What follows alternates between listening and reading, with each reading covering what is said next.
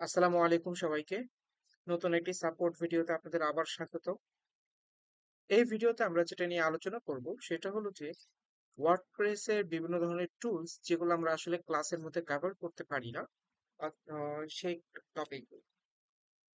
Comment section আমরা যদি একটু আসি, কমেন্ট সেকশন এটা মূলত হলো অ্যারেঞ্জমেন্ট, যে আসলে কে কে কমেন্ট করে। ঠিক আছে, আমরা এখানে যদি দেখতে পাই যে আমাদের এই পোস্টে কে কে কমেন্ট করেছে। ফর এক্সাম্পল, আমি যদি এটাকে একটু প্রাইভেট মোডে নিয়ে যাই, প্রাইভেট মোডে নিয়ে গিয়ে আমি যদি আমার যে ওয়েবসাইটটা আছে আমি সেই ওয়েবসাইটের মধ্যে গিয়ে আমি যদি সেখানে একটা কমেন্ট করি যে হ্যালো কমেন্ট, ওকে, আমার নামটা দিলাম abduaah@gmail.com, ওয়েবসাইট দিয়ে আমার দেওয়া দরকার নেই, আমি এখানে পোস্ট কমেন্ট করে দিলাম। তাহলে এই যে একটা পোস্ট কিন্তু অলরেডি কমেন্ট হয়ে গেছে। তার মানে আমার একটা পোস্ট যদি কারো ভালো লাগে বা কেউ যদি আমার পোস্টে কেউ কমেন্ট করতে চায়, সে চাইলে এভাবে পোস্ট করতে পারবে, সে কমেন্ট করতে পারবে। এবং কমেন্টটা কিন্তু ডিরেক্টলি পোস্ট হয় না, এটা হলো স্বাভাবিক রুলসে। আপনি চাইলে ডিরেক্টলি পোস্ট করতে পারেন, বাট এটা আমরা কাউকে সাজেস্টও করি না করার জন্য, কারণ প্রচুর পরিমাণে স্প্যাম হয়। সেজন্য এটা মডারেশনে রাখাটাই সবথেকে বেস্ট, এবং মডারেশন থেকে পরবর্তীতে যদি মনে হয় যে হ্যাঁ এখন এটাকে পাবলিক করা উচিত, তাহলে পাবলিক করা যেতে পারে। ফর এক্সাম্পল কিভাবে, যেমন ধরেন এখন যদি আমি আমার মেইন পেজে গিয়ে রিফ্রেশ করি, এই যে দেখেন একজন ব্যক্তি কি করেছে, একটা কমেন্ট করেছে। এই কমেন্টের ওভারভিউ করে আমরা এখান থেকে দেখতে পাই। ওকে, তো এই ব্যক্তির যে ইয়ে আছে, সে এখান থেকে আমরা দেখতে পাবো যে এই ব্যক্তি আসলে কোথা থেকে কানেক্ট করে আমাদেরকে কমেন্ট করেছে, বা আইপি অ্যাড্রেস যেটা আর কি, সেটা আমরা এখান থেকে দেখতে পাবো। ঠিক আছে, এখন যদি আমি এটাকে অ্যাপ্রুভ করে দিই তাহলে অ্যাপ্রুভ করে দিতে পারবো। এরপর আমার কাছে যদি মনে হয় যে না এটাকে আরেকটু মডিফাই করা উচিত, আপনি চাইলে কিন্তু নিজ দায়িত্বে এটাকে মডিফাইও করতে পারবেন। এই যে আপনি এখান থেকে কুইক এডিটে গিয়ে আপনি এখান থেকে যদি কিছু মডিফাই করতে চান, কেউ যদি আপনার ওয়েবসাইটে হেল্প স্পিচ দেয়, সেটাও কিন্তু আপনি এখানে মডিফাই করতে পারবেন। মডিফাই করে আপডেট করে দেন, তাহলে কি হয়ে যাবে, আপনার কমেন্টটা আপডেট হয়ে যাবে। ঠিক আছে, তো এটা সাধারণত এরকম কি করা হয়, আমাদেরকে জোন তৈরি করে দেওয়া হয়েছে যে আমি কোন কমেন্টটা রাখতে চাই রাখতে চাই না। যেটা আমার কাছে মনে হচ্ছে না এটা পজিটিভ রাখা যাবে, তাহলে আমি এটাকে রেখে দেবো, আর যেটা নেগেটিভ রাখা যাবে না সেগুলোকে আমি রিমুভ করে দেবো। ঠিক আছে, ওকে, তো তাহলে আমরা বুঝতে পারবো। এবার আসেন অ্যাপিয়ারেন্স প্লাগইনস পার্টটা আমরা ইনশাল্লাহ মেইন লাইভ ক্লাসে আলোচনা করব, কারণ এটা অনেক বড় একটা টপিক। এরপর আসেন আমাদের ইউজার্স। এখন ইউজার্স জিনিসটা সবচেয়ে আমি বলতে চাই, আমাদের ইউজার প্যানেলটা হলো আমার এই যে ওয়েবসাইট আমি এটা তৈরি করছি, এই ওয়েবসাইটটা আমাদের কাছে কন্ট্রোল, গুরুত্বপূর্ণ একটা কন্ট্রোলের বিষয়টা। কারণ আমাদের ওয়েবসাইটে অনেক ধরনের অ্যাক্টিভিটিস হবে, অনেক অডিয়েন্স আসবে, কোন অডিয়েন্সের কি কি রাইটস থাকবে আমার ওয়েবসাইটে, সেই জিনিসটা ডিফাইন করা যায়। ঠিক আছে, ফর এক্সাম্পল আপনি একজন এমপ্লয়ি হায়ার করতে চাচ্ছেন, যে এমপ্লয়িটার কাজটা হবে যে সে চাইলে ব্লগ ব্লগ পাবলিশ করতে পারে। এখন এই যে একটা ওয়ার্কার সে এখন ব্লগ পাবলিশ করতে পারবে, এখন তার তো অন্য কোনো ফিচারের দরকার নেই, সে শুধু এই পোস্ট পেডিয়া পেজ এগুলো অ্যাক্সেস করতে পারলেই তো হচ্ছে। তাহলে সেক্ষেত্রে তাকে আর আমি বাকি অ্যাক্সেস দিচ্ছি না। আবার আমি মনে করলাম যে না আমার একটু আপার লেভেলের আরেকজন ওয়ার্কার লাগবে, যে আমার কাজ করবে, মানে আমি যে কাজগুলো করতে পারি আদার্স ব্যক্তিগুলো সেই কাজগুলো করতে পারবে। যদি এরকম একটা অ্যাক্টিভিটিস যদি আপনি চান, সেটাও আপনি চাইলে করতে পারবেন। কিন্তু কিভাবে, সেটা করতে জন্য আপনাকে এখন যেটা করতে হবে।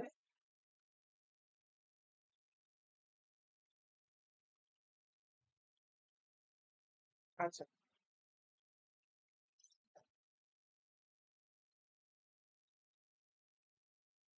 আচ্ছা, তো এটার জন্য আমাদেরকে এখন যেটা করতে হবে সেটা হলো আমাদেরকে এখন এখানে আহ একটা ইউজার তৈরি করতে হবে। তো ইউজার কিভাবে তৈরি করব, ইউজার তৈরি করার জন্য আমাদের এখানে অ্যাড নিউ ইউজার অপশন আছে। এখান থেকে আমরা আমাদের এখানে ইউজার নেমের তথ্যগুলো দিয়ে দিতে পারবো। তথ্য এখানে আমি যেগুলো দিই, যেমন ইউজার নেম এখানে কি লাগবে, আমি এখানে বললাম যে আমার একটা ইউজার নেম দিলাম, আমি এখানে দিলাম হলো ধরেন আহ সাদা, এটা একটা ইউজার। ওকে, এখন ওনার ইমেলটা লাগবে, তো আমি এখানে sada@gmail.com আমি দিয়ে দিলাম। ওকে, ফার্স্ট নেম কি হবে, ধরেন আমি ফার্স্ট নেম দিয়ে দিলাম হলো আহ সাদা, এরপরে দিলাম হলো মোহাম্মদ। ওয়েবসাইট যে কোনো একটা দিতে পারি, এটা অপশনাল, এটা লাগবে না, যেগুলো রেকর্ড সেগুলো দিতে হবে। পাসওয়ার্ড তারা একটা তৈরি করে দিয়েছে, আমি এত জটিল কিছু দিচ্ছি, তুমি এখানে সাদাপ দিয়ে দিও এবং এটা কনফার্ম উইক পাসওয়ার্ড। তাকে একটা ইউজার নোটিফিকেশন পাঠানোর দরকার আছে, যেহেতু এটা ডেমো, আমি একটা দরকার নাই, আমি এটাকে ডিসকানেক্ট করে আমি এখন তাকে একটা রোল দিয়ে দিলাম। দেখেন ডিফল্ট ভাবে আমরা 5টা রোল দিতে পারি, এটা ডিফল্ট। কিন্তু যদি আমি আমার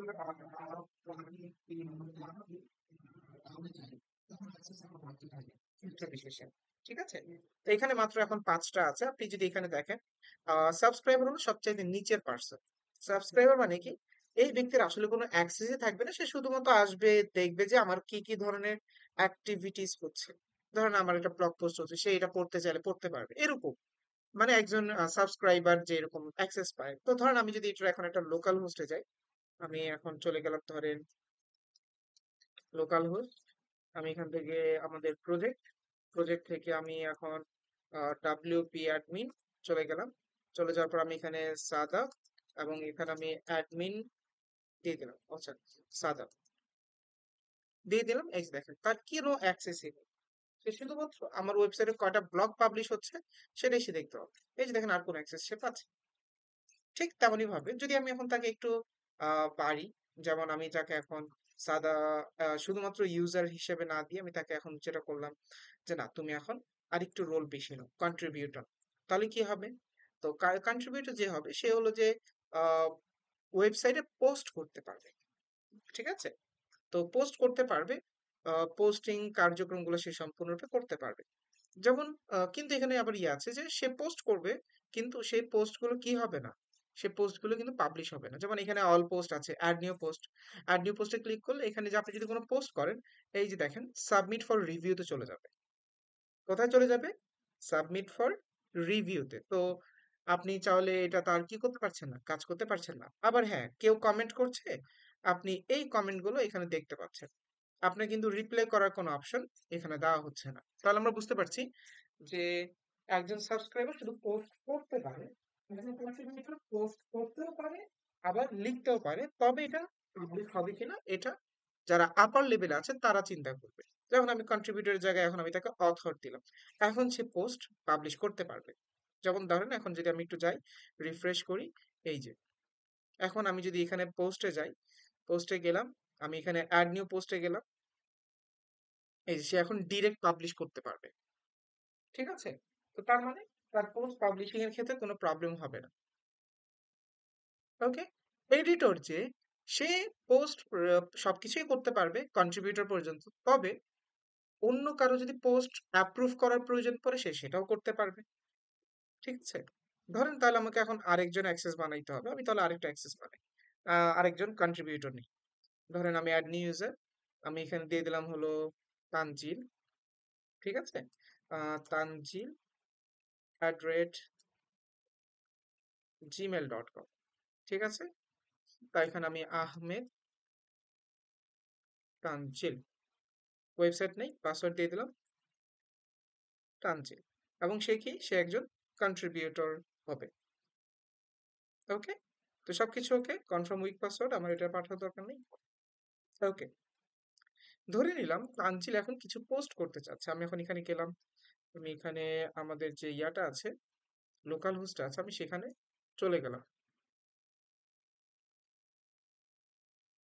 ওকে, চলে যাওয়ার পর আমি এখন তানজিল যে অ্যাকাউন্টটা আছে সেটা আমি লগ ইন করছি, চলে আসছে। ধরে নিলাম তানজিল এখন একটা পোস্ট করতে চায়, আমি এখানে একটা অ্যাড নিউ পোস্টে যাব। ধরেন আমি এখানে আহ, একটা নিউজ পোর্টালে গেলাম, নিউজ পোর্টালে গিয়ে আমি এখন এই যে এখান থেকে আমি একটা পোস্ট হেডলাইন কপি করলাম, আমি এখানে কিছু প্যারাগ্রাফ দিলাম। ওকে, আর এখানে সহজের জন্য আমি এই জায়গায় ইমেজটাকে সেভ করে ফেলবো। ওকে, এখন এই ইমেজটাকে আমি এখানে ফিচার ইমেজ হিসেবে সেট করলাম।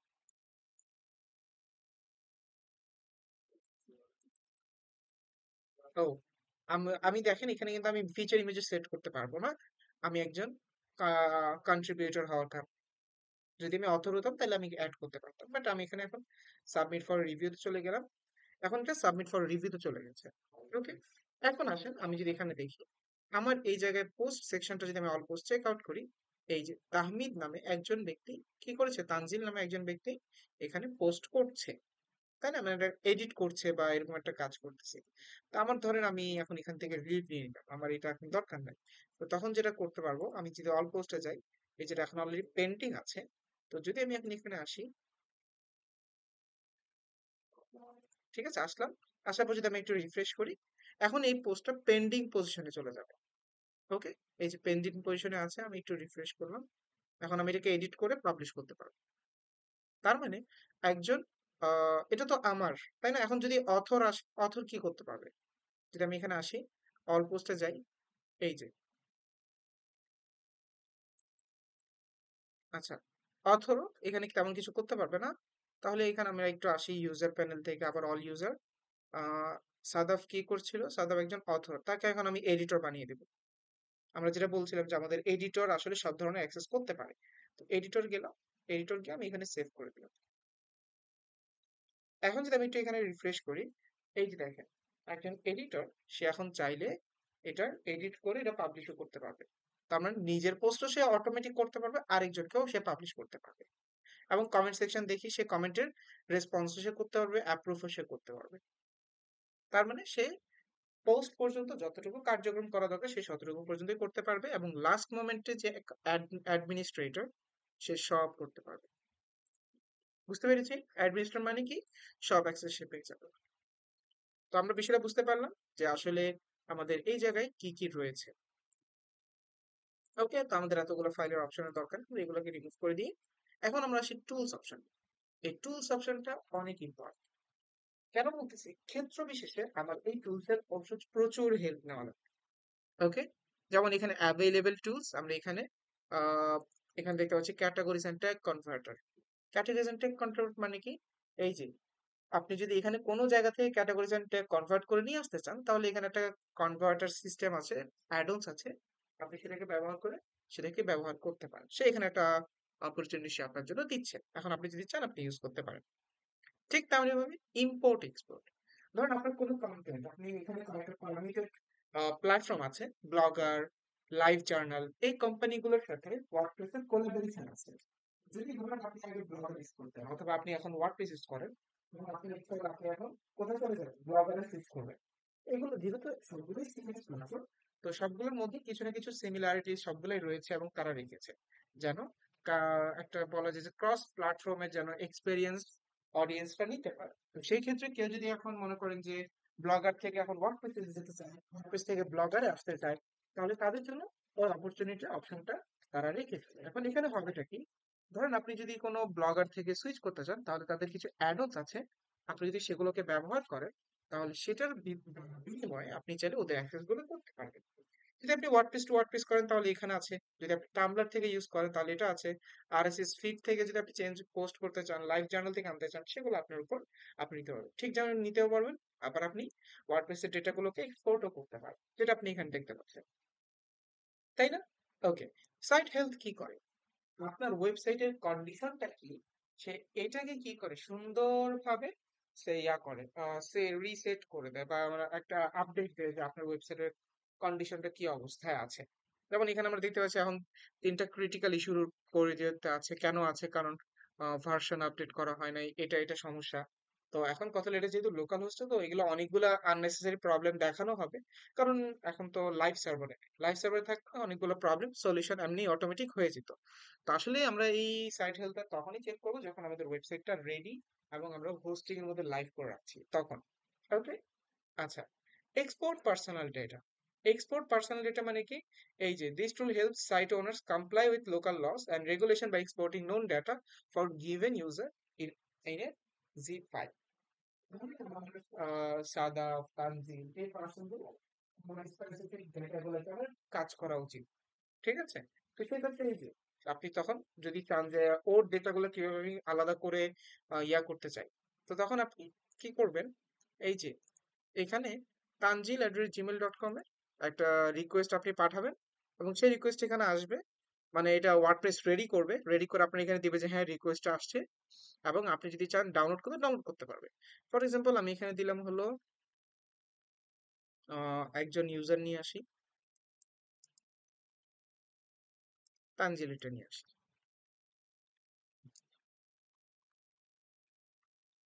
ওকে, সেন্ড রিকোয়েস্ট। এই যে রিকোয়েস্ট সেন্ড আছে।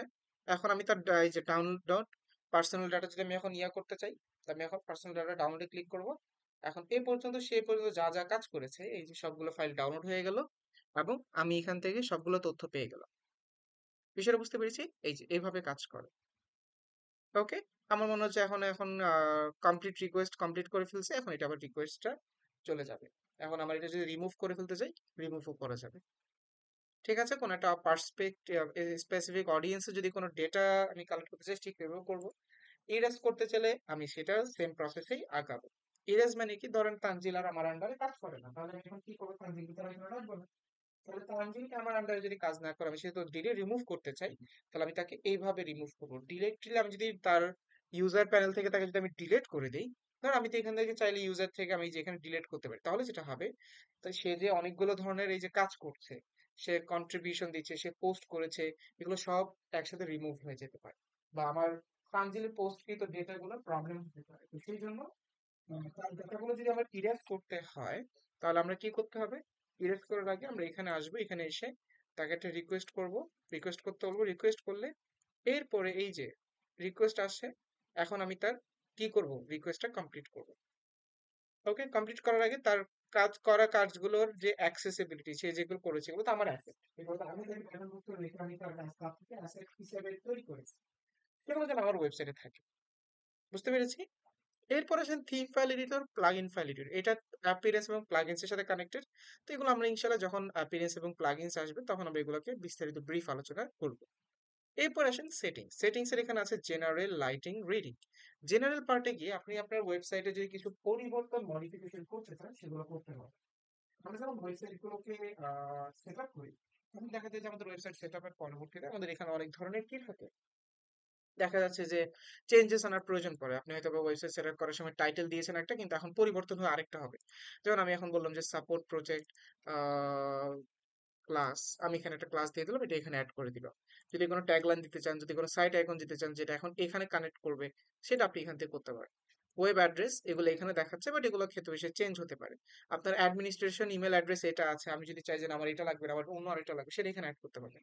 কেউ কি আপনার ওয়েবসাইটে রেজিস্ট্রেশন করতে পারবে কিনা, সেটা আপনি এখান থেকে চেক করতে পারবেন। যদি চেক দেন, তাহলে কেউ রেজিস্ট্রেশন করতে পারবে, যদি আপনি অ্যাপ্রুভ করেন, তাহলে সে এখানে কাজ করতে পারবে। ফর এক্সাম্পল, আমি যদি এখানে অ্যানিমেশন রেজিস্ট্রেশন এবং তাকে সাবস্ক্রাইবার রোল আমি দিয়ে দিচ্ছি, এরপরে ল্যাঙ্গুয়েজ ইংলিশই থাকবে আমার এখানে, UTC+6 থাকবে।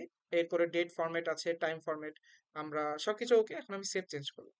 ঠিক আছে, ফর এক্সাম্পল এখন আমি ডিফারেন্ট একটা প্রোফাইলে গিয়ে আমি আবার লোকাল হোস্ট, আমি এখানে লগ ইন করতে চাইলাম, বলতেছে যে এই যে দেখেন, আগে কিন্তু অপশনটা ছিল না রেজিস্টার, এখন আমি রেজিস্টারে ক্লিক করলে এই যে এখন একটা ইউজার নেম দিতে বলতেছে, তার আমি দিলাম হলো তাহমিদ। ঠিক আছে, আমি এখানে লিখলাম তাহমিদ @gmail.com, রেজিস্টার করলাম। এই যে রেজিস্ট্রেশন কমপ্লিট, ইমেল চেক করতে বলছে এবং লগ ইন পেজে যেতে বলছে। তার মানে কি, আমার এই ইমেইলে তারা একটা কি করেছে, একটা ইউজার নেম পাঠিয়েছে, বা এটার পাসওয়ার্ড সেটিংস এর একটা অপশন পাঠিয়েছে। যখনই ওই পাসওয়ার্ডটা আপনি সেট আপ করবেন, তখন আমার এই জায়গায় ইউজার হিসেবে আরেকজন ব্যক্তি চলে আসছে, এই যে তাহমিদ। ওকে, এরপর আপনি আপনার প্রোফাইলটা রেডি করতে পারবেন। তার মানে কেউ যদি রেজিস্ট্রেশন করতে আগ্রহ পোষণ করতে চায়, তাহলে আপনি এখান থেকে রেজিস্ট্রেশন করতে পারেন, আর যদি না দিতে চান, অফ করে দিবেন। তার মানে এখানে অনেকগুলো অপশন অ্যাভেলেবল হচ্ছে। রাইটিং পার্ট, যখন আপনি কন্টেন্ট লিখেন, তখন অনেকগুলো ডিফল্ট সেটআপ অটোমেটিক্যালি হয়ে থাকে। মানে কন্টেন্ট লেখা, রাইটিং পার্টটা মানে কি, লেখার অবস্থায়, যেমন আপনি পোস্ট, আপনি ব্লগ লিখবেন। যেহেতু পুরো ওয়েবসাইটটা আমি প্রথম থেকে বলছি, ওয়ার্ডপ্রেস প্রাথমিক যে সেটআপটা, স্ট্রাকচার, ইকোসিস্টেম নিয়ে তৈরি করেছিল, সেই ইকোসিস্টেম অনুযায়ী আগায়। যেমন বর্তমানে এখনো পর্যন্ত ওয়ার্ডপ্রেসকে আমরা যদি একেবারে ডিফল্ট পর্যায়ে কাজ শুরু করি, সেটা হচ্ছে ব্লক সেট হিসেবে কাজ শুরু হয়, এবং আস্তে আস্তে আমরা এটাকে মডিফাই করে এখন আমরা থিম প্লাগইনের ফিচার অ্যাডঅনস কে ব্যবহার করে, যখন আমরা আমাদের ই কমার্স পোর্টফোলিও আদার্স ক্যাটাগরিতে আমরা এই ওয়েবসাইটটাকে প্রেজেন্ট করতে পারি।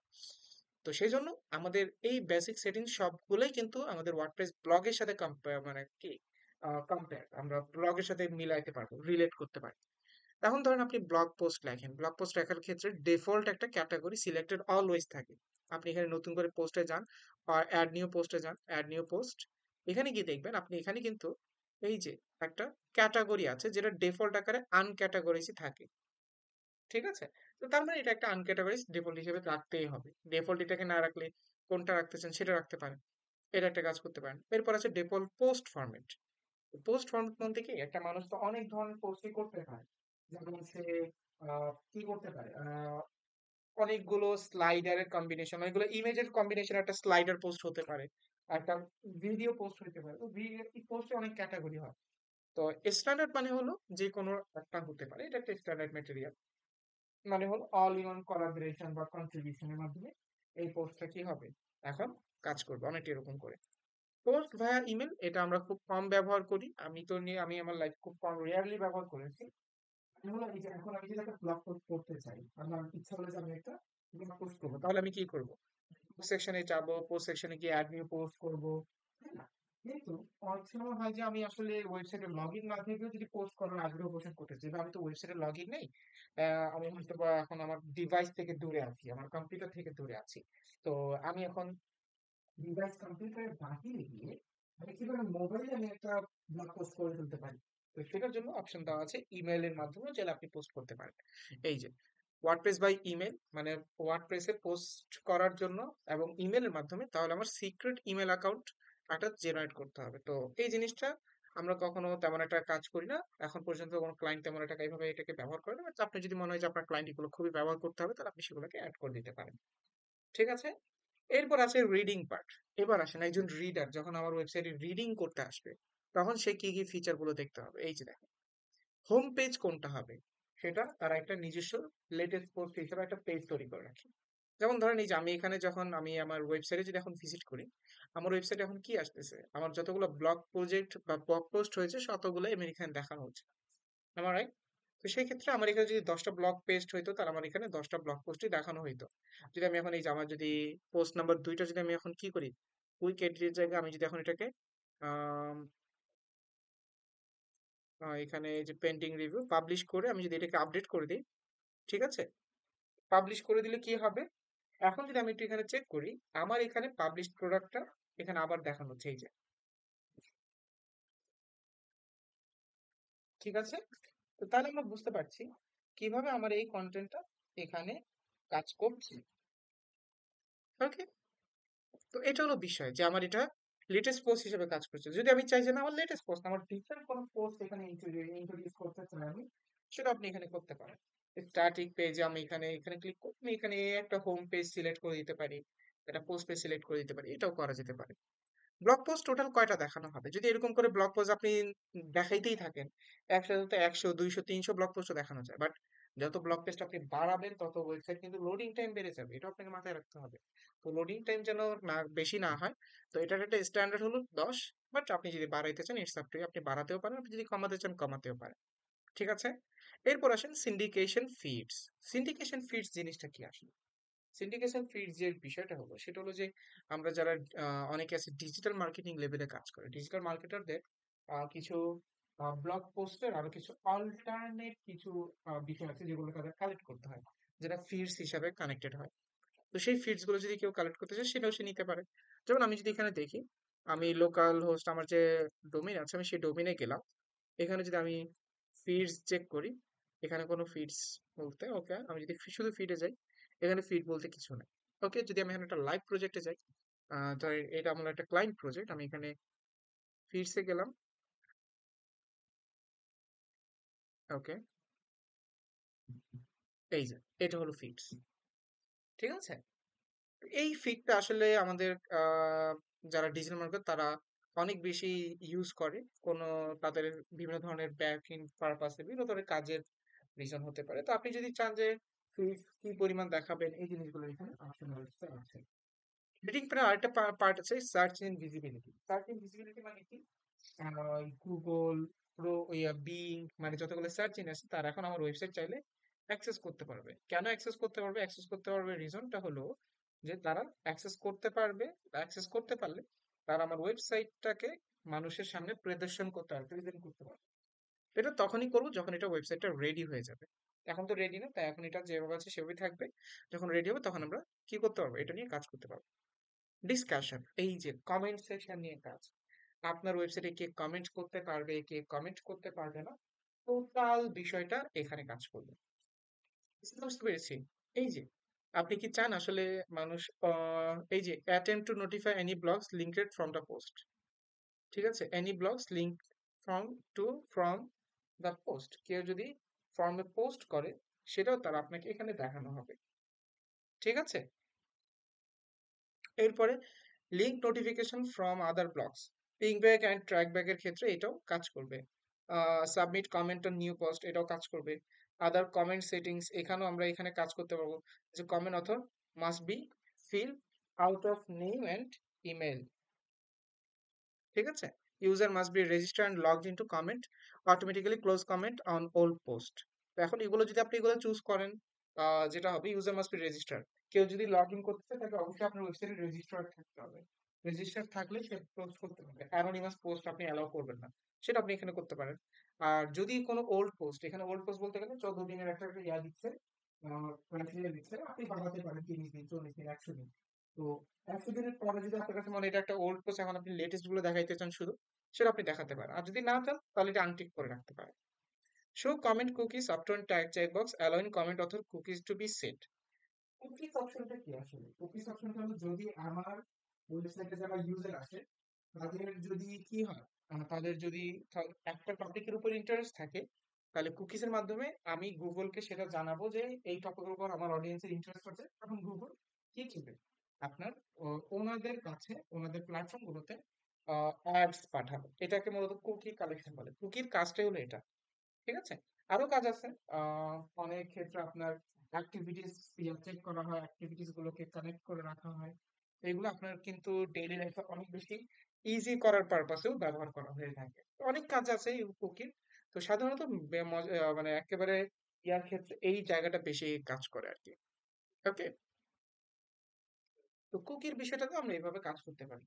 ওকে, তো এখানে কাজ করার পর যেটা হবে যে আমি যদি চাই কুকিটা অটোমেটিক্যালি চলে আসে, তো এটা আসলে হলো তাদের থেকে একটা কনসেন্ট নেওয়া, যে হ্যাঁ আপনি যে কমেন্ট করতেছেন, কমেন্টের ইন্টারেস্টটা যদি আমাদের সাথে ম্যাচ করে তাহলে কিন্তু আমরা ওই ক্যাটাগরি অ্যাড দেখাবো, ঠিক আছে। যে যত ওয়েবসাইটে দেখবেন দেখবেন যে কুকি আছে, এটা আপনাকে কানেক্ট করতেই হবে। ওকে, ওকে, এই যে শো এনাবেল শেডেড নেস্টেড কমেন্টস মানে কি, মনে করেন যে এক কমেন্টের নিচে আরো কমেন্ট হবে কিনা, হলো কয়টা হবে। এখন যদি কেউ কমেন্ট মধ্যে আপনি যদি কোনো রিপ্লে কমেন্ট না রাখতে চান তাহলে আপনি ডিসেবল করে দিবেন, আবার যদি রাখতে চান না রাখেন। Okay, comment pagination, break comment into pages. Okay, তার মানে কেউ যদি কমেন্ট করতে চায় তাহলে তাকে নতুন আরেকটা পেজে, মানে ওই বলা যায় যে আপনার কমেন্ট অল্প খানিক দেখাবে, এর পরবর্তীতে দেখার জন্য সি মোর বাটনে ক্লিক করলে সে পুরো কমেন্টটা পড়তে পারবে, অনেকটা এরকম সিস্টেমের কাজ করে আর কি।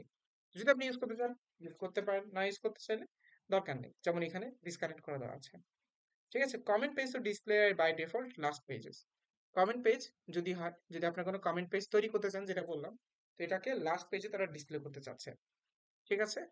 এবং যেটা নতুন কমেন্ট সেটা কি এই যে টপ পেজ আনতে চান। ওকে, তো এখন আসেন ইমেইলের বিষয়টা। যে কেউ যদি এখানে পোস্ট করে, কমেন্ট করে, অবশ্যই কি এনিওয়ান এখানে কি আমাকে জানাবে কিনা, আবার কোনো কমেন্ট যদি মডারেশনের জন্য ইয়া হয় সেটাও কি জানাবে কিনা, সেগুলো এখানে দেওয়া আছে। বিফোর এ কমেন্ট এপিয়ার্স, কেউ যদি কমেন্ট করার আগে comment must be manually approved, তার মানে কমেন্ট যেন অবশ্যই কি করতে হয়, অ্যাপ্রুভ করতে হয়। তার মানে এই যে একটু আগে যে বললাম যে কমেন্ট আমরা চাইলে ইনস্ট্যান্ট করতে যাবো না, আমাদেরকে অবশ্যই অ্যাপ্রুভ জোনে রাখতে হবে, যে হ্যাঁ আপনার কমেন্টটা অ্যাপ্রুভ এখনো হয়নি, করলে পরবর্তীতে আমরা এটা দিতে পারবো। Okay, okay, comment author must have a previously approved comment. ধরেন এমন কোনো কমেন্ট আমি হুট করে নিতে চাচ্ছি না যে কমেন্ট গুলো কি আহ, আগে অ্যাপ্রুভ করা হয়েছে। তো প্রথমত একটা অ্যাপ্রুভ হলে তার মানে আমি বুঝবো যে হ্যাঁ সে আস্তে আস্তে অ্যাটলিস্ট জিরো ইউজার থেকে, মানে যেই ইউজারটা জিরো কমেন্ট করেছে তার থেকে তো অ্যাটলিস্ট একটা জায়গায় ট্রাস্টের একটা জায়গা বেড়েছে, সেই জায়গাটা আমরা বুঝতে পারবো।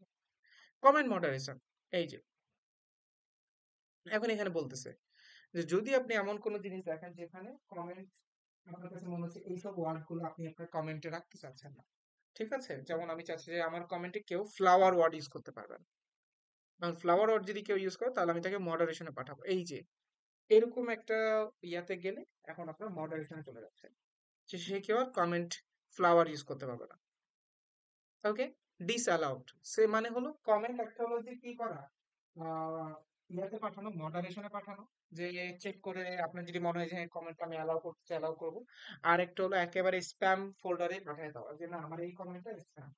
তার মানে এখন যদি আমি বলি যে ডিসঅ্যালাউড জায়গাটা যদি আমি এখন ফ্লাওয়ার ওয়ার্ডটা দিয়ে দিই, তার মানে হবে যে আমার এই জায়গায় কেউ যদি ফ্লাওয়ার ওয়ার্ডটা ইউজ করে তাহলে আমি তার কমেন্টটাকে ডিসঅ্যালাউ করে দেবো। বিষয়টা বুঝতে পেরেছি? ওকে, এবার আসেন অ্যাভাটার। অ্যাভাটার মানে হলো যারা কমেন্ট করবে তাদের প্রোফাইলের ক্ষেত্রে তাদের ছবিটা কি থাকবে, অ্যাভাটার দেখাবেন কিনা এটাও আপনার উপরে। এরপরে তাদের ম্যাক্সিমাম রেটিং, যারা কমেন্ট করবে তারা আসলে কি কি ধরনের রেটিং পাবে, যদি আপনার কমেন্ট গুলো আসলে আর রেটেড হয়, অ্যাডাল্ট হয় এবং ম্যাচিউর দেন অ্যাবভ হয়, তাহলে সেক্ষেত্রে আপনি এখানে দিতে পারেন, ঠিক আছে? তো যদি এরকম আপনি ওয়েবসাইট রান করেন যেখানে আপনি এক্সপেক্ট করতেছেন যে সেখানে ম্যাচিউরড কমেন্ট হবে, তাহলে আপনি এখানে এই যে অ্যাডাল্ট আর রেটেড কমেন্ট দিয়ে দিবেন। ডিফল্ট অ্যাভাটার যদি কোনো এমন কোনো ইয়া হয়, যাদের এরকম ইমেজ সেট আপ করা নাই, তারা কি করবে, তাদেরকে আপনি এখানে হয়তো বা এই যে এই সিম্বল গুলোতে আপনি তাদেরকে দিতে পারেন। তো সবকিছু শেষ, আপনি এখানে সেভ চেঞ্জেস করে আপনি এটাকে সেভ করতে পারেন। ক্লিয়ার? এবার আসেন মিডিয়া। মিডিয়ার কাজটা কি? মিডিয়া তো উপরে একটা ছিল, এখন আবার মিডিয়া। এই মিডিয়ার কাজটা হলো কি, আমাদের যে ওয়েবসাইট গুলো আছে, আমাদের যে ইমেজ গুলো আছে, ইমেজ গুলোকে কয়েকটা সাইজে ডিভাইড করে দেয় এই যে মিডিয়া লাইব্রেরিতে। এখন এই সাইজ গুলো কেন ডিফাইন করে দেয়? আমরা জানি ইমেজ আসলে আমাদের ওয়েবসাইটে অনেক লোডিং টাইম বাড়ায়। আমি যদি একটা 2 MB একটা ইমেজ আপলোড করি, সেই 2 MB ইমেজটা লোড হইতে কিন্তু অনেক সময় লাগবে। তো সেই ক্ষেত্রে তারা কি করে, 2 MB ইমেজটাকে তারা কয়েকটা ভার্সনে ডাইভার্ট করে, যেন আপনি আসলে কোন ইমেজটা চুজ করতে আগ্রহী সেটা যেন আপনি করতে পারেন। সেটা সাইজ ব্যতিরিক্ত চেঞ্জেস হয়। একটা আছে 150, আর একটা হলো 300, আর একটা হলো 1024, আর একটা হলো যেটা ডিফল্ট সেটা। তো আপনি যদি এখন এগুলোর মধ্যে কোনোটা সিলেক্ট করে কাজ করতে চান, তাহলে আপনার জন্য আগে থাকা রাখানো হয়ে যাবে। যদি আপনি কাজ না করতে চান তাহলে আপনি এটা চেঞ্জ করতে পারবেন, ঠিক আছে?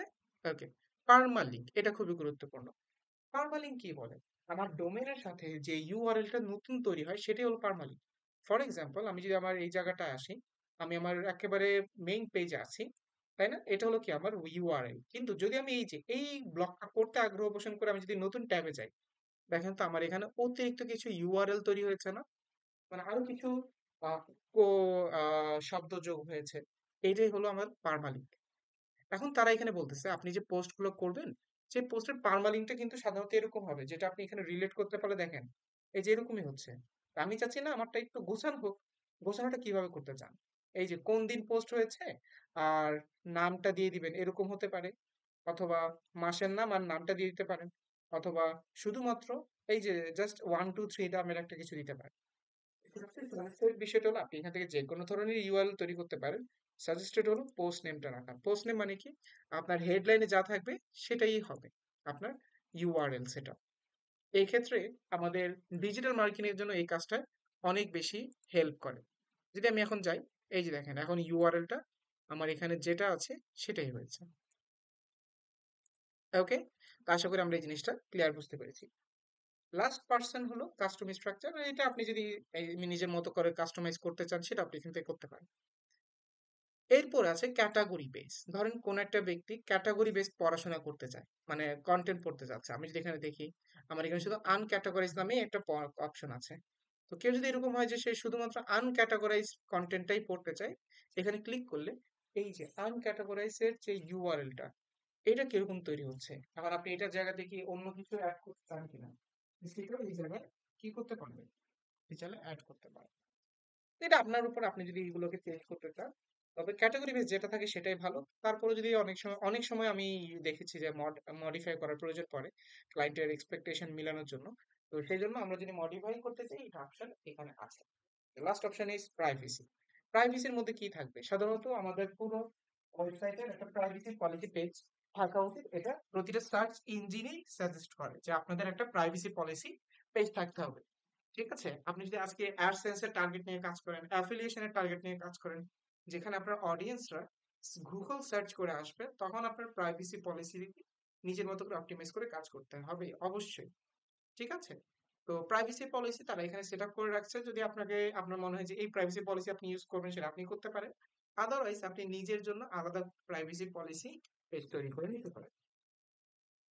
Well, এই ছিল আমাদের মোটামুটি কমেন্ট সেকশন থেকে বাকিগুলো। ইনশাল্লাহ আমাদের নেক্সট লাইভ ক্লাসগুলোতে আপনি অ্যাপিয়ারেন্স প্লাগইন সম্পর্কিত তথ্যগুলো পেয়ে যাবেন। তো আজকের ভিডিও এতটুকুই। দেখা হচ্ছে অন্য কোনো ভিডিওতে। আল্লাহ হাফেজ।